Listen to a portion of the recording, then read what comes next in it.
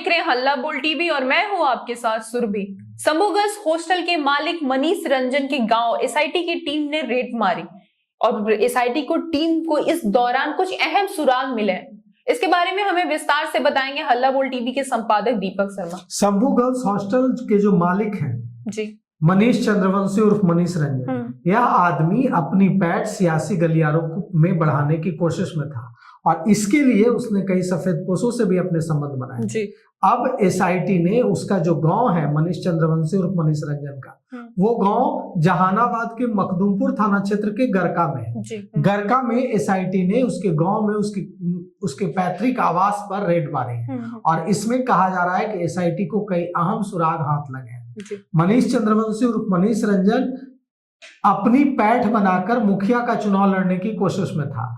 इसने पिछले 5 साल में करोड़ों रुपए कमाए हैं। 15,000 रुपए की हॉस्पिटल में नौकरी करने वाला मनीष चंद्रवंशी उर्फ मनीष रंजन आज करोड़ों रुपए की संपत्ति का मालिक है। कोई पेड़ हाथ लग गया या खुलजा सिमसी मल्ली बाबा का हाथ लग गया, कहां से लाए इतने पैसे? तो अब एसआईटी ने इसके जहानाबाद जिले के मखदूमपुर थाना क्षेत्र के गरका गांव में रेड की है और रेड करके कई दस्तावेज, कई अहम सुराग जब्त किया है और एसआईटी ने अब जांच का दायरा बढ़ा दिया है। अब SIT Prabhat memorial hospital, Shambhu girls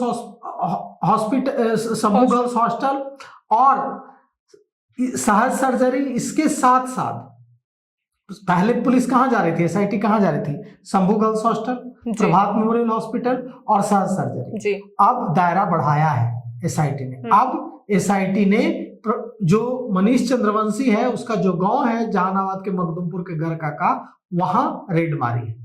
इसके पीछे की वजह जानते हैं क्या है? इसके पीछे की वजह हम आपको बताते हैं क्या है। खबर आ रही है कि मनीष चंद्रवंशी उसी दिन पटना से जहानाबाद गया था जिस दिन छात्रा गई थी और जब छात्रा लौटी है पटना तो उसी समय उसका लोकेशन भी पटना की ओर आता हुआ दिखा है। मतलब उसी वक्त वो भी पटना की ओर जहानाबाद से मूव होता दिखा है, जबकि उसने झूठ बोला पूछताछ में कि वो घटना के दिन देहरादून में था जी।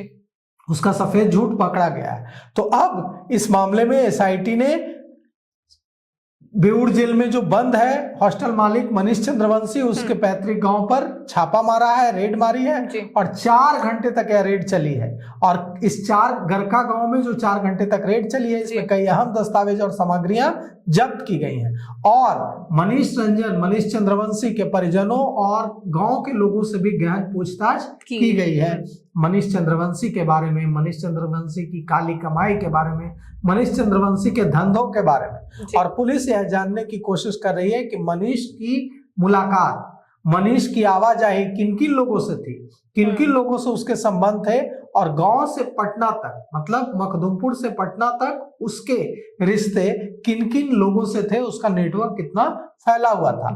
जांच में जैसा कि हमने बताया कि 5 जनवरी को मनीष रंजन गांव से पटना आया और उसी दिन पीड़िता भी ट्रेन से पटना पहुंची थी। इस टाइमिंग ने जो एसआईटी है उसकी आशंका को मजबूत कर दिया है कि क्या जहानाबाद में कुछ हुआ है पीड़िता के साथ और क्या इसमें मनीष चंद्रवंशी का हाथ है। अब मखदूमपुर थाने में अगर रिकॉर्ड की बात करें तो मखदूमपुर थाने में मनीष चंद्रवंशी के खिलाफ पहले से भी मामला दर्ज है और कहा जा रहा है कि उसके कई सफेदपोश लोगों से करीबी संबंध थे। इस भूमिका को भी एसआईटी सामने रखकर जांच कर रही है। और प्रभात मेमोरियल अस्पताल जो राजेंद्र नगर में है, इसके डॉक्टरों और कर्मचारियों से पूछताछ लगातार चल रही है।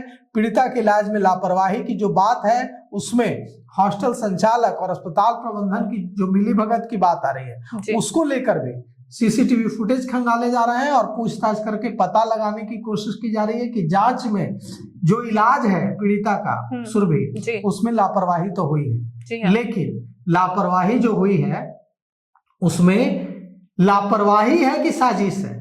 मतलब गलती हुई है कि जानबूझकर उसको मारने की कोशिश की गई है। इस मामले में अब तक जो छात्रा है उसके परिजनों के साथ साथ 16 लोगों के खून के सैंपल, डीएनए सैंपल लिए गए हैं जांच के लिए, डीएनए सैंपलिंग के लिए। और एसआईटी का कहना है कि अभी हम और भी कई लोगों के सैंपल ले सकते हैं। और अब यह जो दिख रहा है वो ये दिख रहा है कि जो आरोप पूर्णिया के सांसद पप्पू यादव लगा रहे थे लगातार कि इसमें रैकेट चल रहा था जी। और यह जो मनीष चंद्रवंशी है, यह इस पर पप्पू यादव ने आरोप लगाया कि ये लड़कियों की सप्लाई करता था। तो अब इस एंगल से भी क्या पुलिस जांच कर रही है? और अगर पप्पू यादव के पास इतनी इंफॉर्मेशन है तो पुलिस क्यों नहीं पप्पू यादव से कांटेक्ट कर रही है जी हाँ। और पप्पू यादव से कह रही है कि आप तो सांसद हैं, जनप्रतिनिधि हैं, आप हमें जांच में सहयोग कीजिए। उनसे भी इंफॉर्मेशन ले, वो रोज नए खुलासे करते हैं, तो उनसे भी पुलिस को बातचीत करके उनसे भी इंफॉर्मेशन इनपुट लेना चाहिए, उनसे भी सहयोग मांगना चाहिए। तो देखिए पुलिस इस मामले में क्या कुछ करती है और हम उम्मीद करते हैं कि इस मामले में जल्द ही खुलासा हो जाएगा।